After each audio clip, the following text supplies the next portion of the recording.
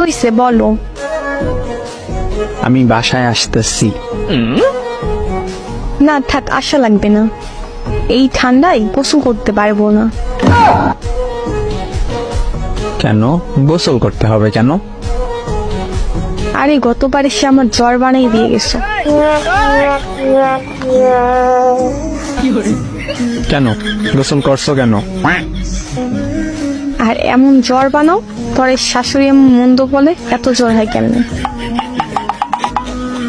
আমি তো আর বলতে পারি না তার ছেলের জন্য সকাল সকাল গোসল করতে হয়।